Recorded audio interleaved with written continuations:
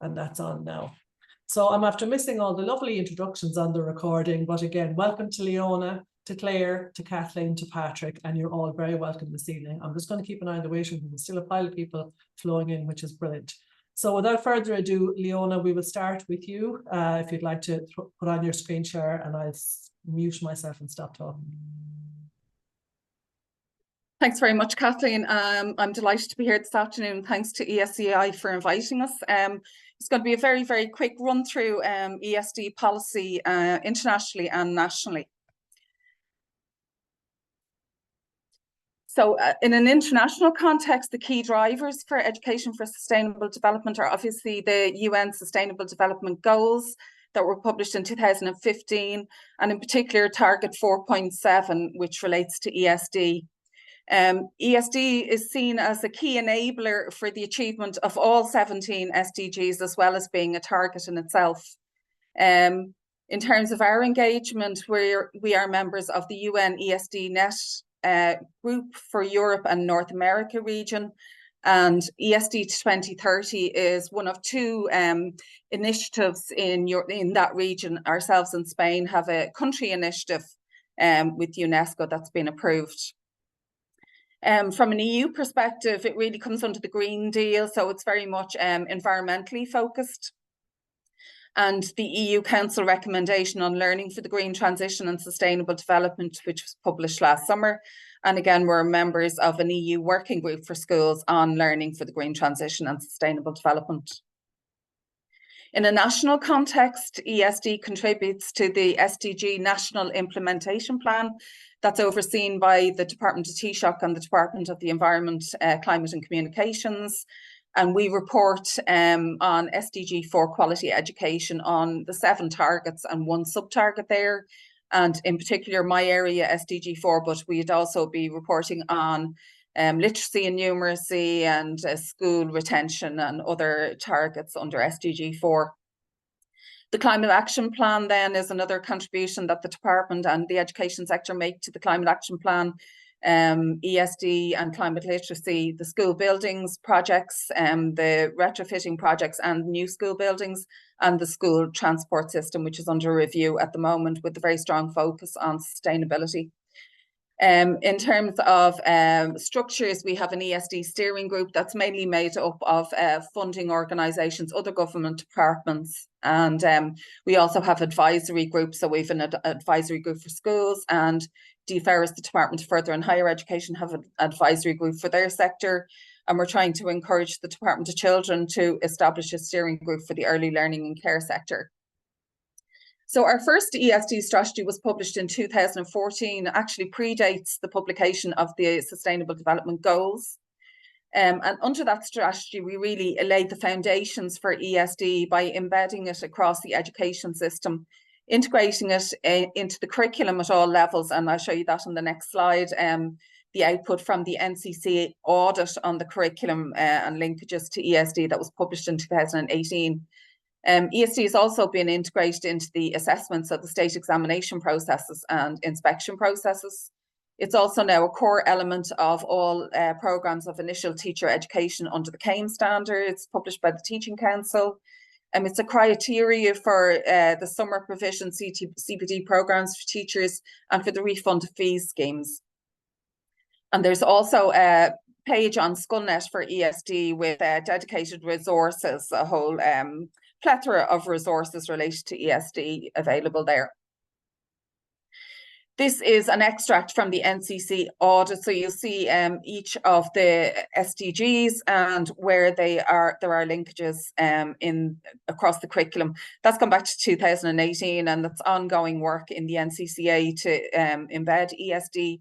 So we're waiting for the NCCA to carry out a further audit, and we expect to see lots more curricular areas coming up under each of the SDGs there when that audit is complete.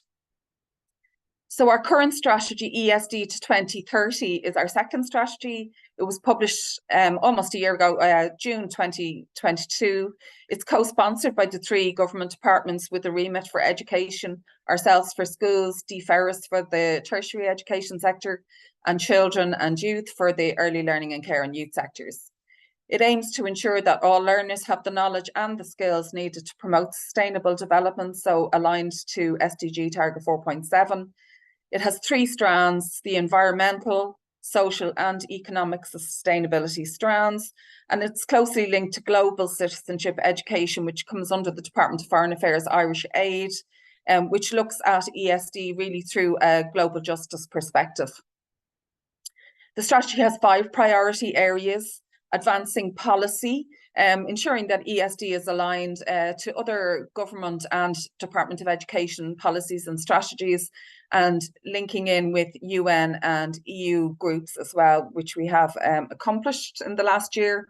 Transforming learning environments, so it's not just about learning, it's about the whole school environment, the buildings, policies, everything about the school being sustainable, not just about the teaching and learning. The capacity building of educators, that's an area of strong focus for ourselves and DFERS, and ensuring that CPD is available to empower our teachers really, so that they can pass on the teaching and learning to our students. Empowering and mobilizing young people to take action for sustainable development, so really getting into that action orientated learning. And accelerating local level action, building collaboration with our local communities to enable young people to take that action in their local areas. We're currently working on a progress report, our first progress report on ESD to 2030, and some of the key achievements to date have been under the school sector climate action mandate, the publication of the sustainability toolkit last month, and I know we're going to talk about that later on in more detail. The announcement by Minister Foley of the new Leaving Cert subject, Climate Action and Sustainable Development, which will be available to all schools from 2025. And it will enhance the current cross-curricular learning on climate action and sustainable development. Under the new primary curriculum framework, there's a new area of learning also under development on social and environmental education. ESD funding, we've managed to commandeer some funding for ESD over the last 2 years. So last year we had a call for organisations and schools, and we granted €270,000. This year you'll see it's increased significantly up to around 800,000. There was a call done for organisations in May, and there was about 270,000 granted, and we're just going through applications currently from schools.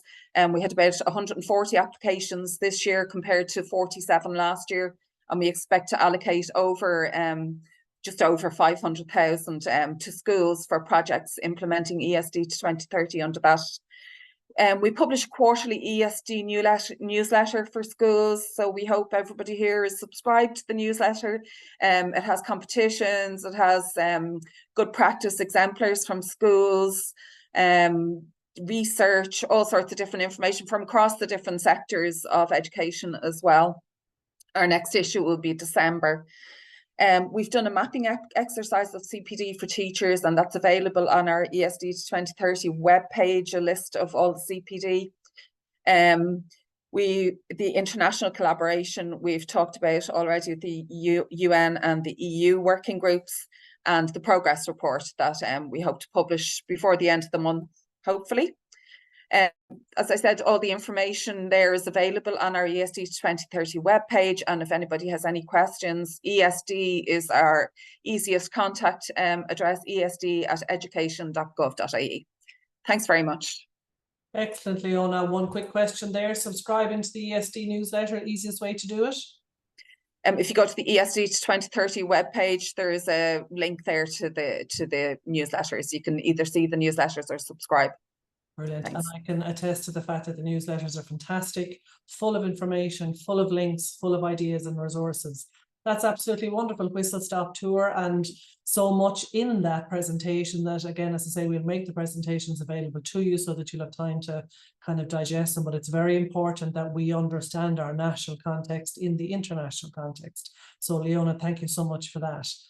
I'm going to move on to my presentation, which is going to talk you through the what Leona was talking about there, the sustainability toolkit. And I have that open just there.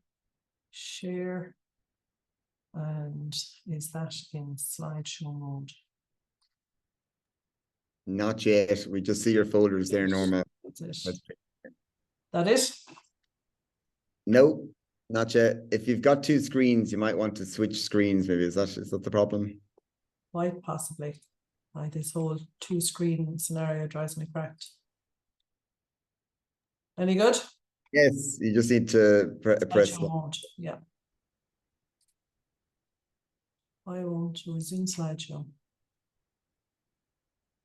Well, no, that has never happened to me before. From the beginning.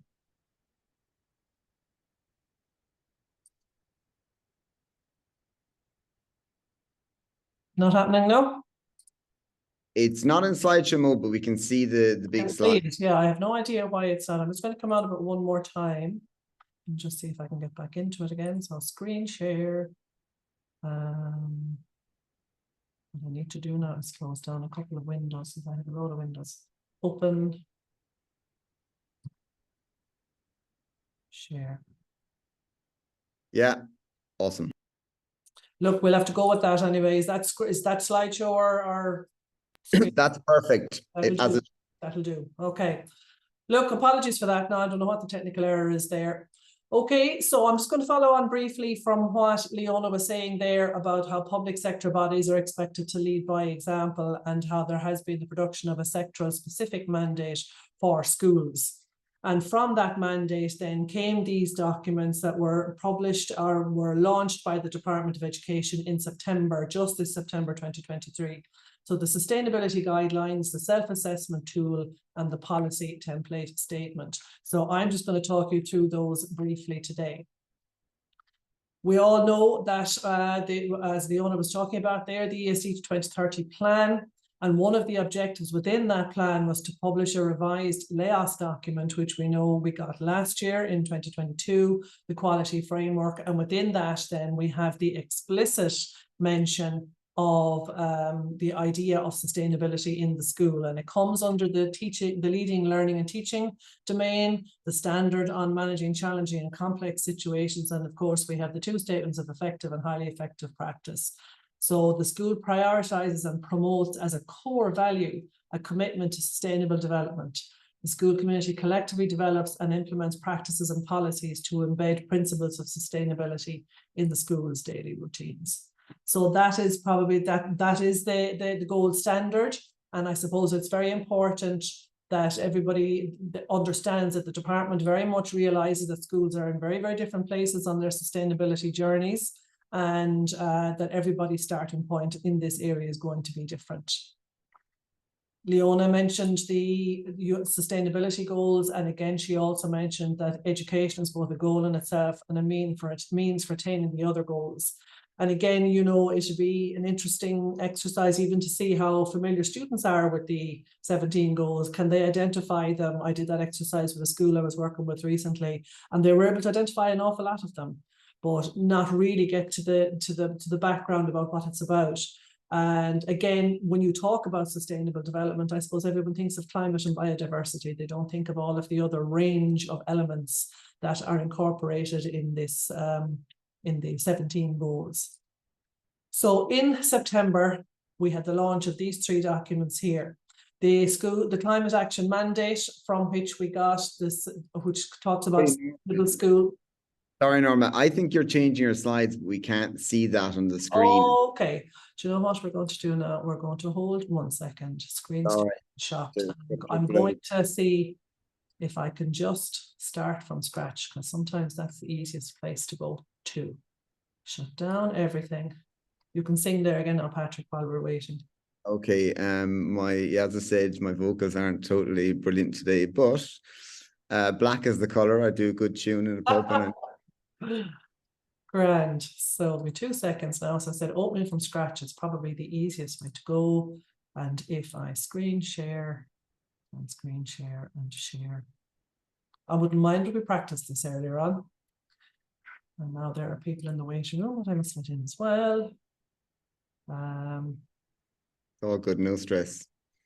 No, well, there's no point in getting stressed. It'll all work out. It'll all work out fine. One would think that would be the plan. Share.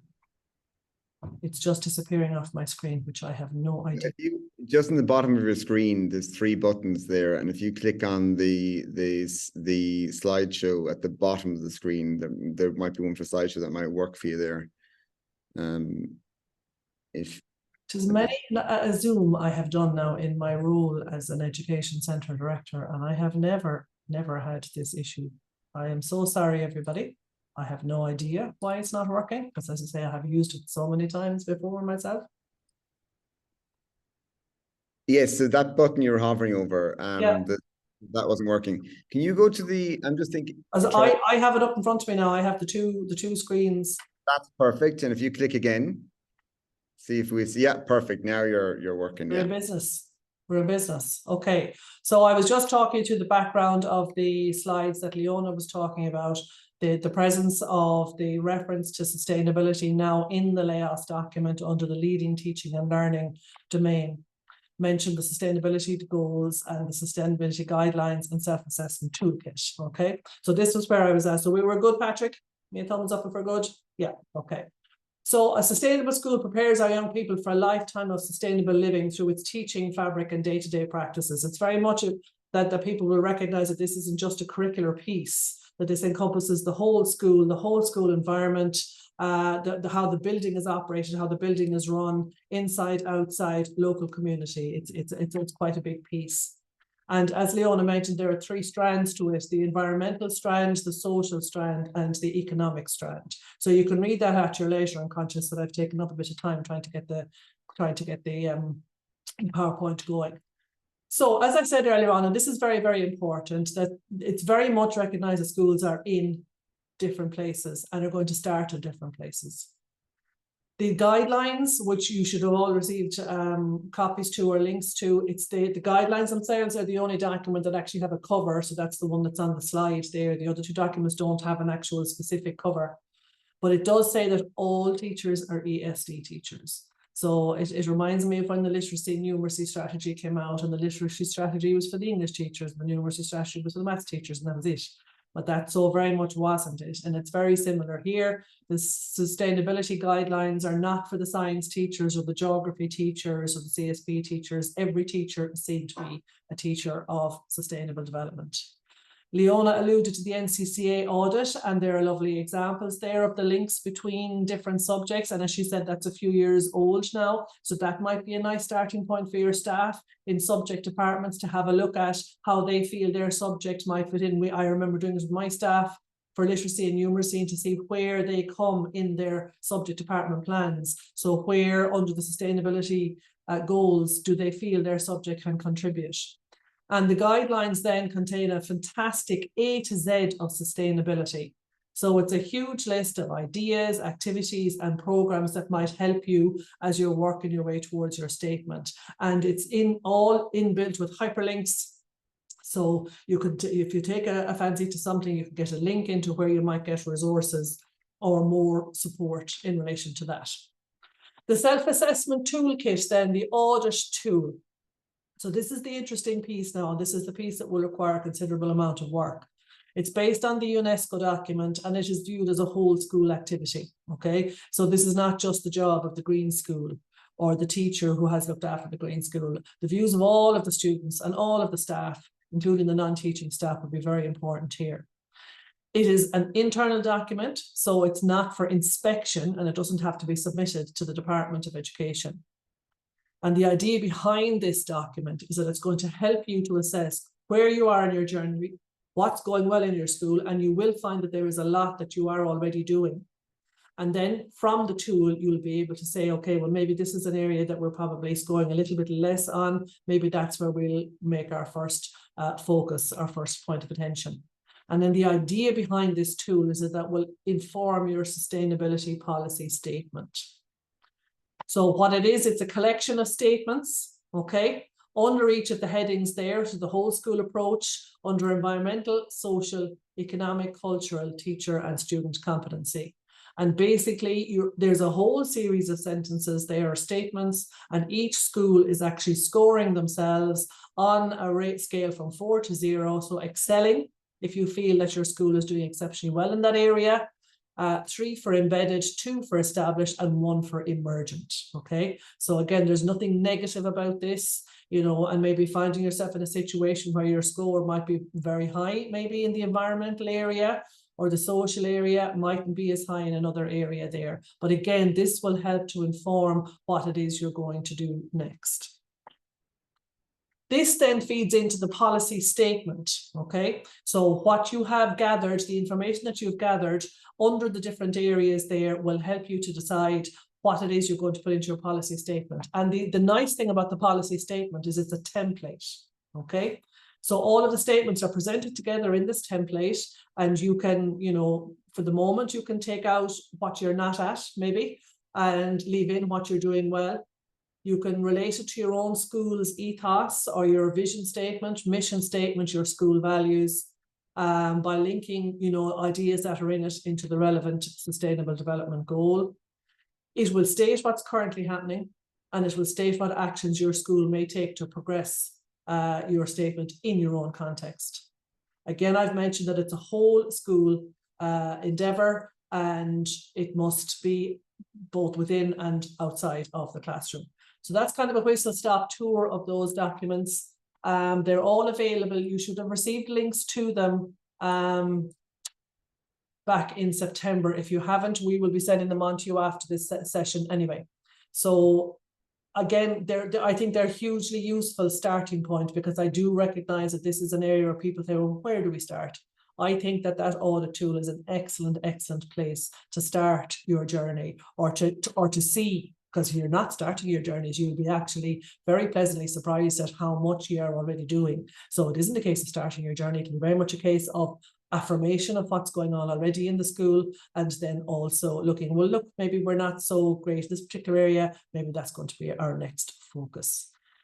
So I'm going to introduce you now to Claire, who's going to give us a bit of an insight as to what's happening in Fairhouse, ETSS, and hopefully Claire will have far less hassle with the PowerPoints than myself. So Claire. Norma, hopefully. Get it started anyway, we'll see how we go. I suppose we've already talked about context, and the Irish context and the international context, and I suppose school context is obviously where we're going to now, and we're very much the new kids on the block, I suppose, as you know, we're only going into year 6, and so we've lots of competing demands, I suppose, as all schools have, in all of the different areas of teaching, learning and relationships and curricular reform and everything that goes with it. But I suppose in terms of leading education for sustainable development, how do we get people in? How do we start the conversation? How can we give people moments to consider the impact that they can have and the ripple effects that they can have from conversations that we have as a staff team to begin with? So in the previous slide, you might have noticed the graphic that I had across the bottom. That's actually on the side of one of the school buildings. So we're just arrived on our permanent site last summer, so we're trying to make it home. And one of the ways that we've done that this summer was to put the mural on the side of the wall with a real focus, I suppose, on ESG and relationships and our ethos and our values kind of coming through. So you can see there the team when they were looking bright and bushy-tailed at the end of August. We did a check-in circle at the end of the day today. They're not looking as bright and bushy-tailed now as we had for midterm, but we're nearly there. An Educate Together school and our restorative values, I suppose they very much connect with what we're trying to do to make a difference in the world when it comes to education for sustainable development. And I suppose, how do we link our values to, if we look at nature, for example, and our environment? If our school values, we have relationships, empathy, safety, personal accountability, equity, community, and trust. And when we think about nature, or we think about gender equality, or we think about food, education, or poverty, how do we relate the values to what we're actually talking about? So that's kind of some of the stuff that we're looking into as a staff team at the moment, and with students. And I suppose making sure that the team are comfortable with the different areas of ESD, I suppose, as obviously a school leader, where we really need to start, because if we shine a light on it, we know obviously that is something that people will will focus on too. And obviously, you know, we don't need to go into the moral purpose, obviously, of looking at the SDGs and what it is to lead a good life. But certainly we have to try and make sense of it for ourselves and for others. So this year we decided as a leadership team, actually, before the return to school, that our theme for the year was going to be sustainability. And by that, we mean for people, planet, and systems. So back to kind of having a regenerative style of leadership, if we consider decisions and the actions that we take, if we consider how they impact on people and planet and the systems, if we consider our schools as ecosystems, how everything relates to each other and how we can support that as leadership teams. So sustainability and this image, I suppose, is actually a fixed item now on the agenda. We've just kind of we're formalizing, I suppose, our sustainability theme. We're lucky that pretty much the majority of the team have a very strong interest in the area. And we're breaking it down, though, into actionable. So what are we talking about in terms of actions to support sustainability in our community, in the curriculum and on the campus? And obviously our context, you know, right now it's modular buildings and tarmac. So we have to get creative around these things sometimes. So back to, I suppose, how does experience, or how do the experiences that we create as school leaders offer opportunities for people to consider sustainability and to develop that mindset that we need for them to really, I suppose, grab hold of what we're talking about. So one of the things we did was we have I suppose a culture of let's see, creativity, curiosity and collaboration. And so we had a mystery tour last year where we brought people to the Rediscovery Centre in Ballymun, and people did a workshop on fast fashion. And then we went from there to the zoo and spent time like that in nature and with the animals. And I suppose, you know, those conversations are still being had as to, oh, will we bring the students to the Rediscovery Centre? Oh, could we look at upcycling workshop on, you know, looking at bicycles or whatever. The unexpected outcomes, I suppose, that we get from providing a day like that for team members and the relationship building that provides for as well. Get people involved in the local network. I see Cody's online today, but there he is in our school with Owen, who was down with Patrick yesterday. I was hoping to go down to Patrick's workshop yesterday, but sure, sometimes you just can't get to everything. Then we had a growing workshop for parents, guardians, students, team members, actually getting people to consider where their food comes from, you know, and actually growing it themselves. YSI, we had a group who looked at gender equality, and they developed this whole concept around Women's Safety Week, and they did incredible work, and they're the students there in the middle when they presented at the Five Nations conference. And we had a French TV station in last week who were very interested in what we were doing on gender equality, and they did a little recording. And so how do you get the messages out into the world as well? So another initiative that we looked at was looking at climate justice. And so we linked in with Worldwide Global Schools, who were hugely supportive, and we did a series of workshops for everybody, actually. So students and team members were all involved in the workshops together. So we had a selection based around kind of learning, exploring, reflecting and acting. Bit of inspiration came from the film Let's Look Up. If anybody hasn't watched it, it's really intense watch, but definitely worthwhile having a look at. And that's where that day, I suppose, came from initially. And variety of workshops there, so you can see for yourselves, lots of different things, lots of food for thought for everybody. And then, you know, the afternoon session was reflection and action, what we were going to take away from the day then as a school community. So one of the things we looked at was developing a manifesto for climate action, and we have a very lofty list there. I'd love to say that we're, you know, all of that is done and achieved and actually happening at the minute. It's not, but that's what we're aiming for. And I suppose that's the important thing of realizing where you're at and what you can do. I suppose for me as a school leader, I have a background in coaching, so I'm part of a community, courageous coaching community, and I suppose we're really committed to working together to support people to have conversations that matter, particularly when it comes to actually climate and biodiversity. And we also were looking at the inner development goals as a way, I suppose, of helping people develop back to hearts and minds and the mindset needed for sustainability. What inner work is needed for us in education to ensure that actually we feel that we can take the steps to actually provide positive action to activate the sustainable development goals. And that's me in a lot of slides in 5 minutes, but there you go. Right. Thanks. Wonderful, Claire, and it's a fantastic ideas there. But again, as I say, you know, they have a good bit down their journey, but again, you know, lots of people are not as far, and we recognize that, and that's great. But I hope that you got some ideas from Claire, and we'll listen to Kathleen now down in Kinsale. Yes, very impressive for a house. Well done from Michelle. Thanks, Michelle. So Kathleen will give us an insight as to what's happening in Kinsale. Hi, Kathleen, you're on mute there. No, I don't think we're ever going to remember unmuting ourselves, however long we're using Zoom. But anyway, thanks very much, Norma. Thanks. Hi, everyone. Delighted to be here on this wonderful panel, speaking to you about such an important topic this evening. And thanks, everyone, for giving up your evening to come along. As Norma said, I am from Kinsale Community School. Our sustainability journey really took off after COVID, but it's a journey we've actually been on for quite a while. We're a standalone school in Kinsale. We have got quite a high rural population.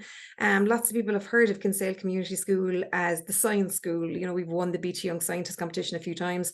And actually, even going back 17, 18 years, a lot of those projects were around ecology and the environment, and they were kids from agricultural backgrounds that were entering competitions. So it has been a theme in our school all along. But what happened to us in the last few years was, coming out of COVID, we were looking at the well-being of our students. We were looking at how they seemed disconnected. They seemed very quiet. They seemed a little bit disengaged. They didn't seem to have their voices, you know, like they had before the school closures, and it really concerned us. And that coincided with at the same time as students kind of leaving the school and getting the bus up to Cork City on a Friday to engage in these Greta Thunberg climate strikes. And we thought it was great that they were striking, but we just didn't understand, and it jarred with us that they were actually leaving the school to travel to the city to protest, because we felt that our school should be a forum for that. So rather than almost protesting against us, it should be something that they were given space around within the school. So as a senior management team, we kind of looked at it, and we could see the kind of evidence of eco-anxiety, we could see evidence of mental health issues. And what we wanted to do was really look at ways in which our students could find their voice again, find agency, find empowerment. And we felt that coaching them around positive activism would be something that would really help them get back in that space. As Leona said, and Norma both alluded to, the school self-evaluation process, the school improvement process was kind of invaluable to us. So coming out of COVID, the inspectorate was advising schools to focus on student well-being. So we decided that we would focus on sustainability in terms of empowerment, agency, and well-being, and that would be our core thread. And that was actually prior to Laos, the Looking at Our Schools book being revised, you know, so we were looking at it through the lens not just of sustainability, but student well-being. So we went on a bit of a journey. We developed a policy. We looked at the strands of sustainability that we were operating within our school already. We looked at staff development. We looked at HR. We actually recruited a sustainability chaplain. We're lucky enough to have a further education college in our town that teaches subjects such as kind of permeability and biodiversity. And there was a person in that school who agreed to come and spend 1 day a week with us. So he became our sustainability chaplain. And we then embarked on this journey of staff development and coaching the rest of the staff on how to engage with these topics. We looked at student voice in terms of student agency as well. We looked at what we were providing in terms of extra and co-curricular. We looked at our connections within the community, and that was really, really important to us. Like we reached out to experts within the community to support our processes. And we also then looked at the school site. So I'll come to that in a second. So look, the definition for education for sustainability, according to UNESCO in 2021, is that it empowers learners to take informed decisions and responsible actions for environmental integrity. So that resonated with us. The fact it's about lifelong learning resonated for us as well, because we felt that our teachers were on this journey of learning as well. So ESD is holistic and transformational education, which addresses learning content and outcomes, pedagogy, and the learning environment. So it achieves its purpose by transforming society. And we really felt coming out of COVID that something really, really needed to transform and change in terms of society. And I think that's something that's been developing within our school since. So in terms of HR and CPD, We appointed our expert in environmental sustainability. We also established a passionate core working team. We reached out to our staff and we asked if there was anyone actually interested in this area. We have an amazing art teacher called Kathleen Fitzpatrick, who is very interested in green schools, so she agreed to be part of the team. We have a number of geography teachers, including a very dynamic geography teacher called Diane O'Shea, who's been on our core team ever since.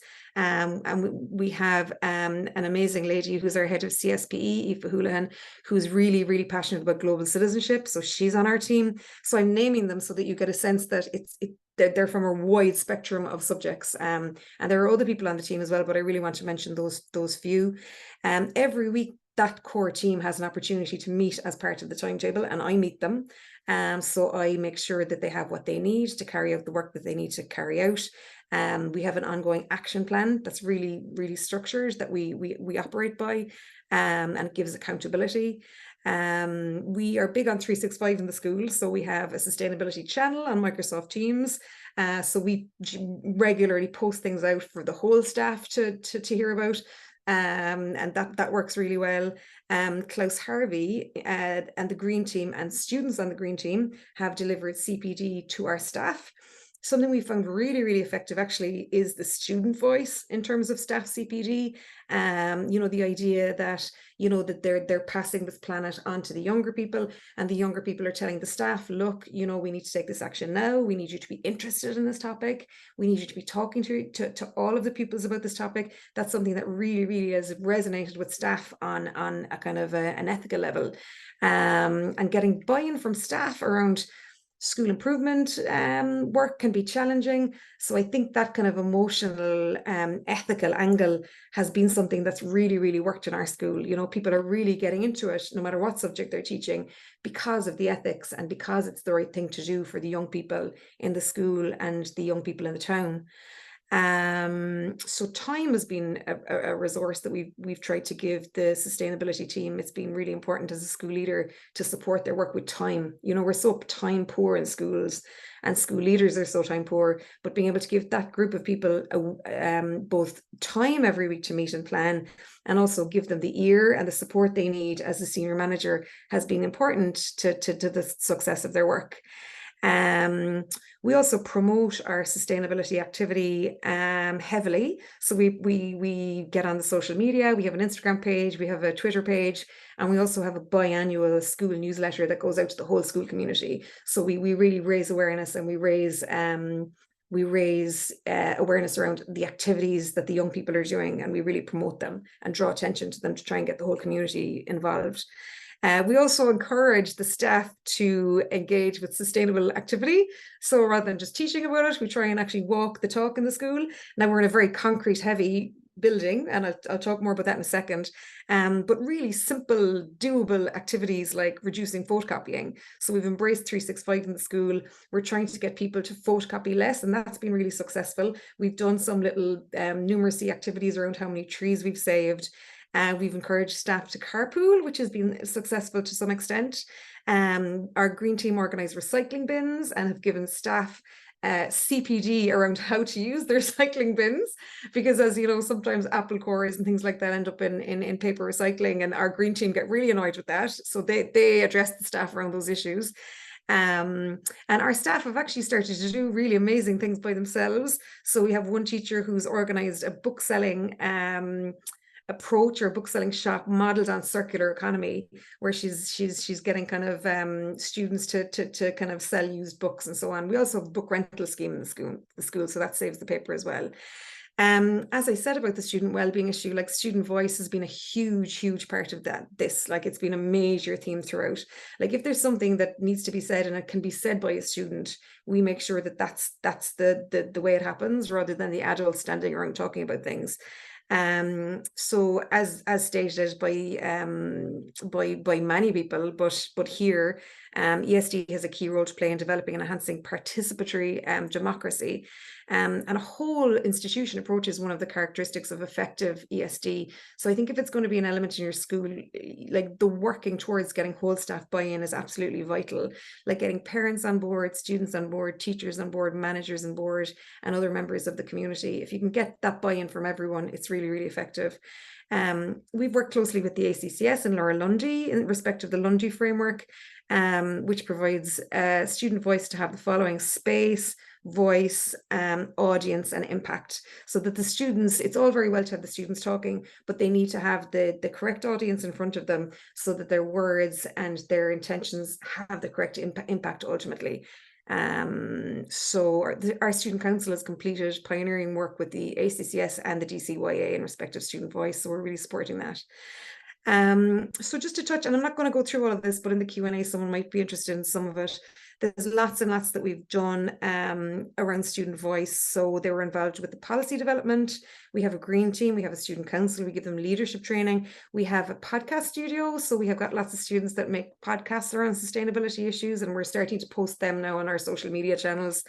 We engage with many different competitions and initiatives. So they get out and they actually meet like-minded students from other schools, which is absolutely invaluable. Like we've had a few days where we've met up, for example, with students from Patrick's school there, and that's been really effective. We have set up a TY community module in Eco UNESCO, and Klaus delivers that on a Wednesday. So we have students that are really passionate about that. We're big on Erasmus Plus in the school. We've got a few projects going, one of them being Challenges, Choices, Changes, where we have students developing a sustainability app with students from Poland and Germany, and I can't remember the other country. Our students run our social media accounts. And again, we have a TY writers group that writes for our newsletter. I've mentioned that already. We also provide as many cross-curricular and extracurricular opportunities for the students as we can. We have TY options bands that focus on sustainability. We have a community garden in the town, which we actually didn't really know about a few years ago, but when Klaus came, he reminded us that it was there. So we have students that go and work in that community garden regularly. We do beach cleanups. We have a green team, a green flag committee. On Friday, we're having our annual school walk, and the notion of leave no trace is a really core part of that school walk. It's a fancy dress school walk too, and we encourage the students to, have sustainable costumes, that they're not buying all this plastic. I mentioned the Paperless School Initiative and Erasmus. BT Young Scientists continues to be a really core, engagement within our school, and I've mentioned that. In recent years then, we've also been engaged with the Young Environmentalist Competition, Globe, Worldwide Global Schools. We've contributed to the Climate and Nature Summit in 2001, which is fabulous. And we've won a Work Environmental Forum Award. And all of our students were heavily involved in those activities.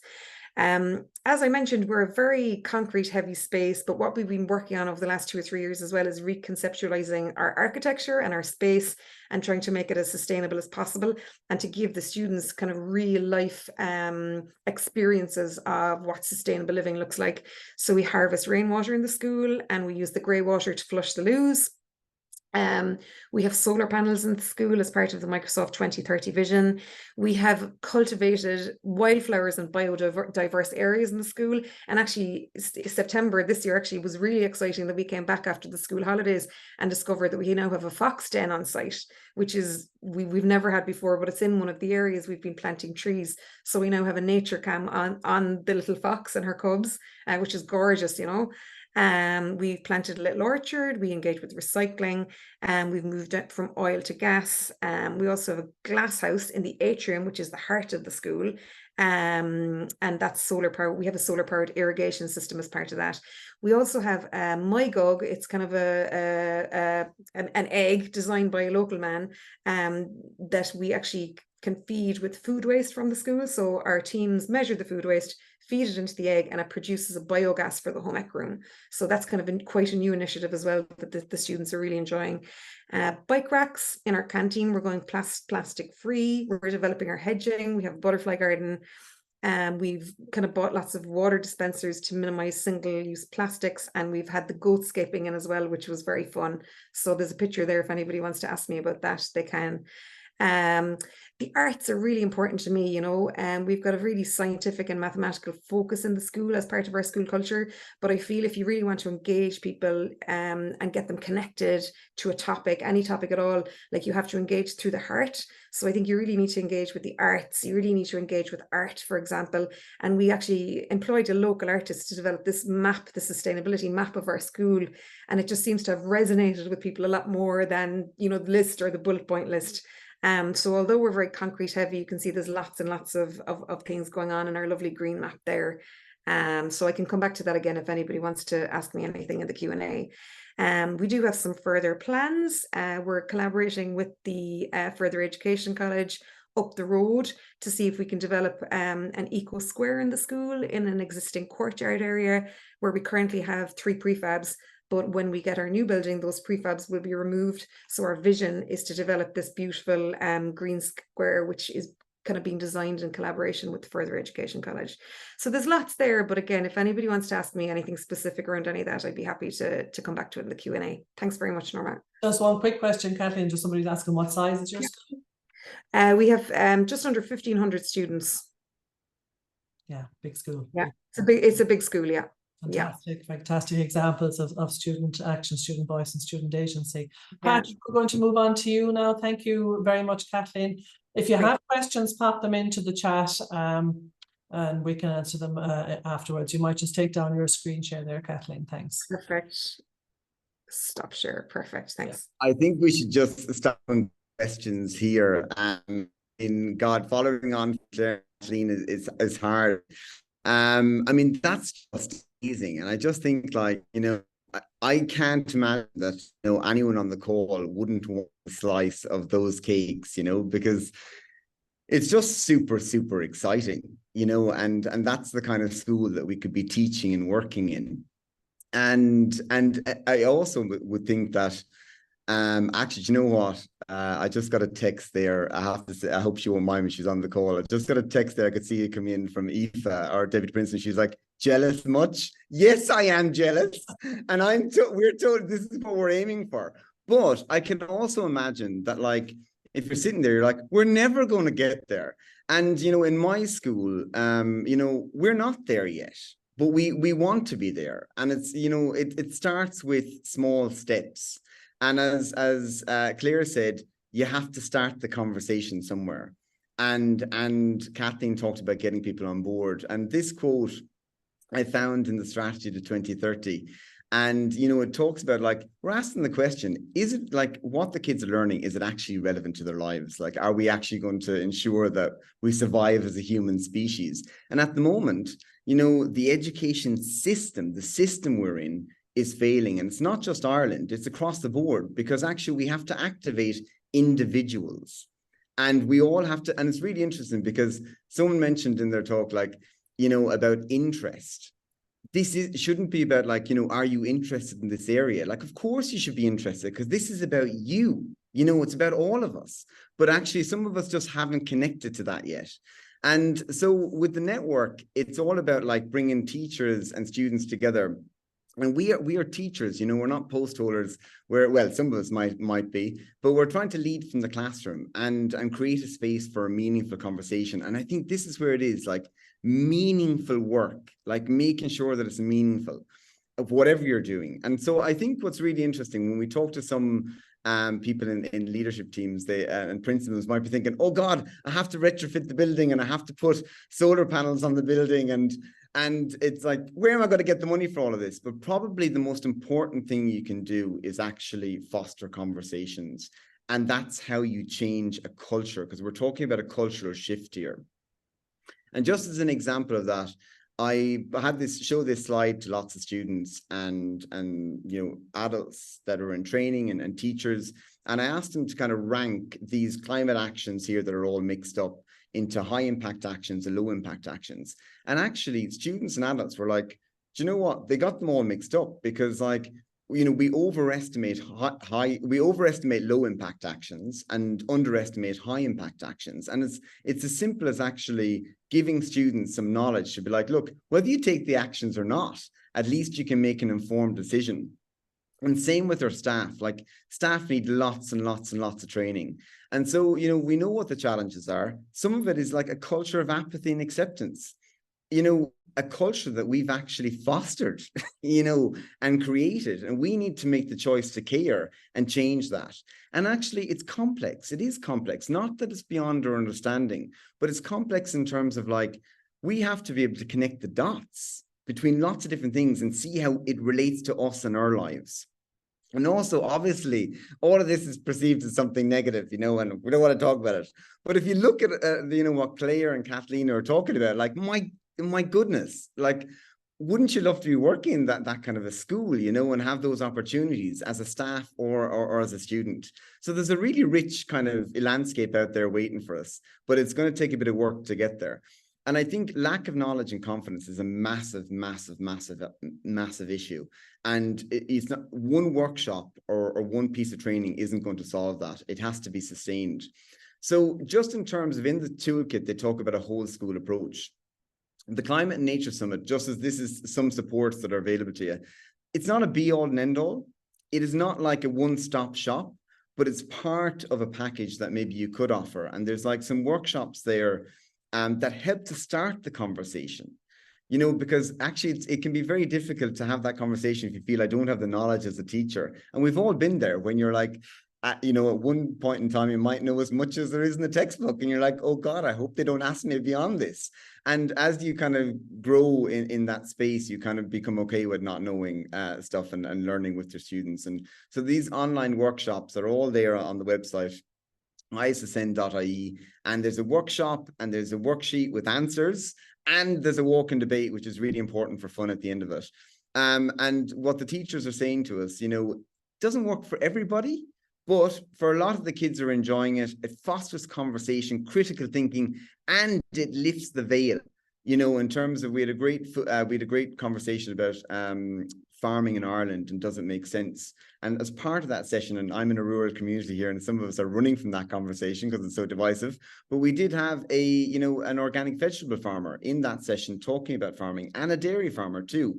So they're kind of balanced.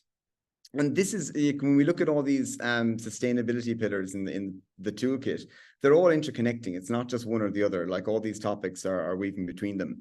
In terms of whole school training and staff training, I would say if you're looking for someone to come and talk to your staff, Valerie Lewis is a master communicator of the Take One program, and so is Susan Adams, and they can actually start the conversation or help you to start that conversation, you know, in your school. But I would say we're quite a big school here, and if you've got 80 to 90 staff, maybe it's not good to have that conversation with the whole staff. Maybe you do it in a carousel of 25 staff at a time or 30 staff at a time, because some of this is complex, it gets lost. And if people are kind of like, oh my God, you're asking us to do another thing, you know, rather than actually asking us to be champions for our own lives and for the students, it can be difficult to have those conversations in a large group. And I think, you know, the two leadership members of the leadership team there talked about like being role models, really, you know, and actually, you know what's interesting, guys? If you look in that building, that's our school building, and it's a very nice building, and we're very lucky to have it. But just as an example of the point I made at at the beginning of this little chat, there's solar panels, I just realized, on the roof. I didn't know.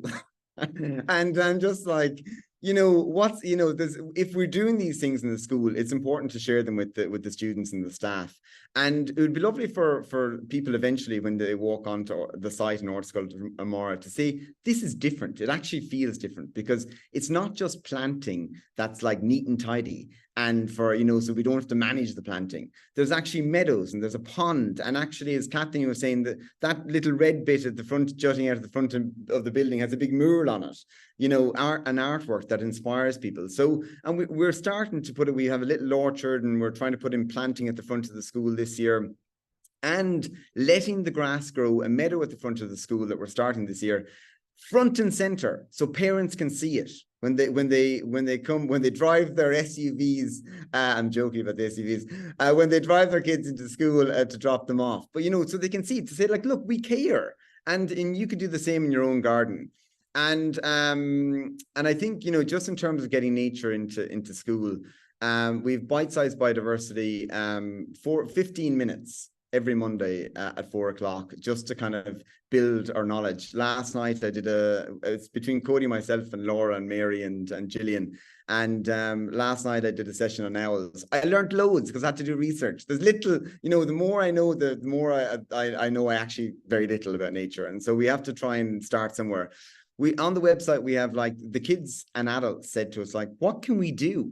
And that's where the 5 minutes of sustainability initiative came out of, just to kind of be like, look, these are the things you can do, you know, if you want to do them. So we played in our school, we played these 5-minute videos to, you know, the school once a month. And yes, some teachers are like, oh my God, you know what I mean? I'm sick of these videos. Or, you know, I laughed. One teacher met me in the car park and she was just like, do you know what?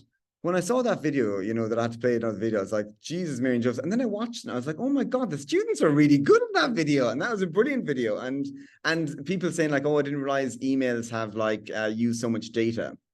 There's a CPD schedule there that we have, and we're trying to make it CPD more accessible, and we're working with ESCI to do that. So, you know, we were looking at a schedule from September to December, and there's another one coming out after Christmas. But it has all these wonderful people in it, like Globe, that have been mentioned in Global Action Plan. So much support there, guys, for you. I'm going to leave it there, actually. Just to say, we do have an outdoor classroom, and do you know what's really lovely? In these pictures, we had Owen from Clare's school down here yesterday, with Cody as well from Rockwood Park School, and these are our students, our TY students, teaching teachers different practicals that you could do in a classroom. And I tell you, like, you'd be agog seeing them like in practice, and really like having really good knowledge and being articulate, and it's the good stuff in life. So we do have, you know, training available once a month for how to kind of run an environmental leadership program. So if you want to come and be part of a space for a meaningful conversation, you'd be absolutely and utterly welcome to join us.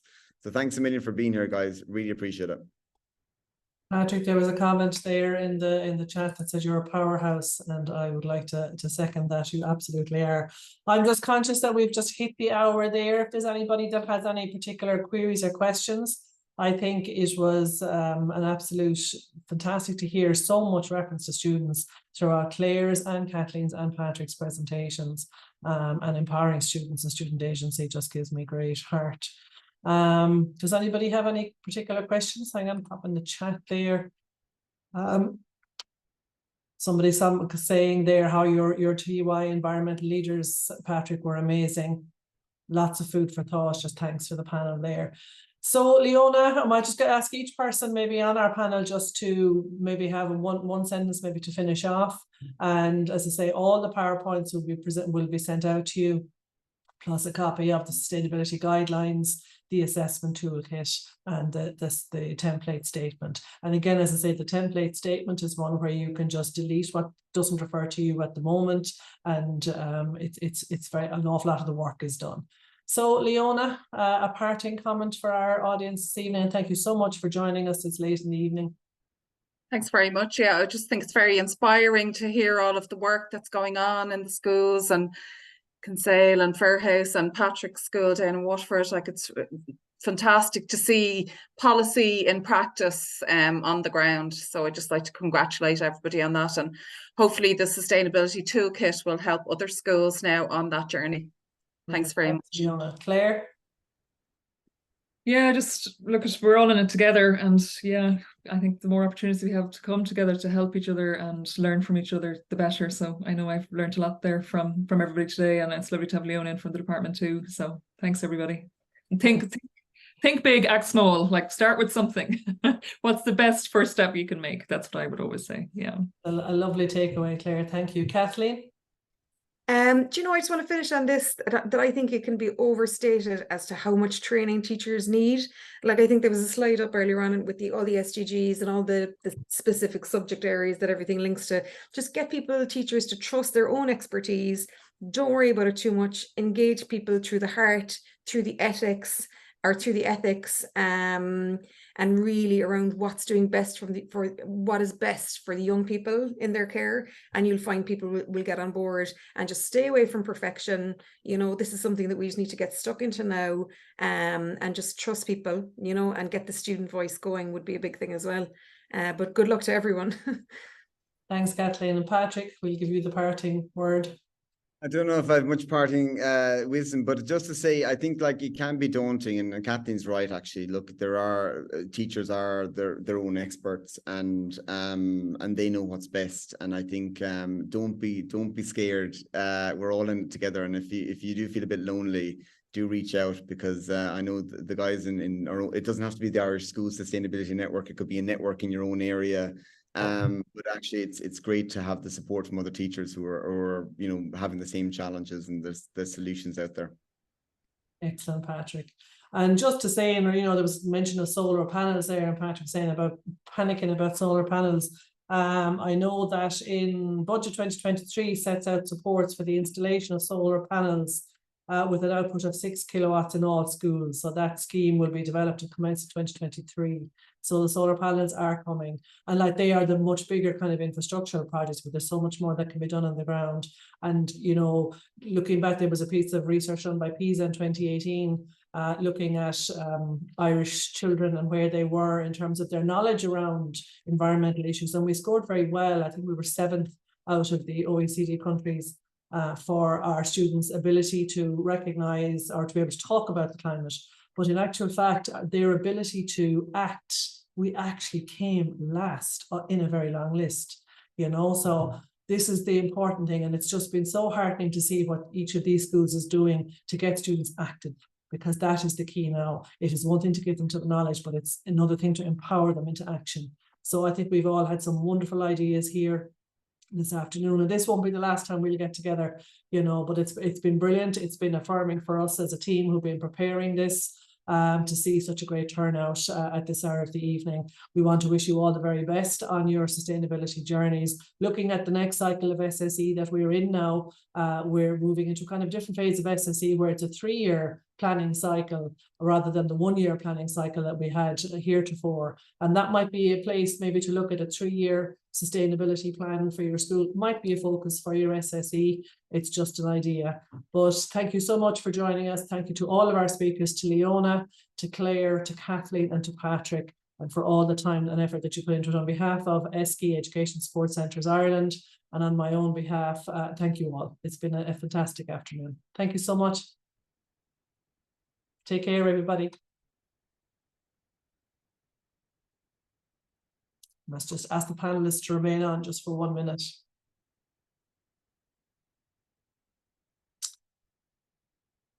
Just wait for a second until everybody is.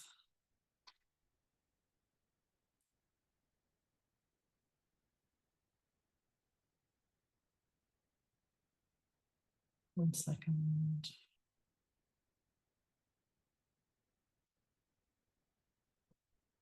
If anybody has a question that they want to ask, you know, by all means, you can stay on for a minute.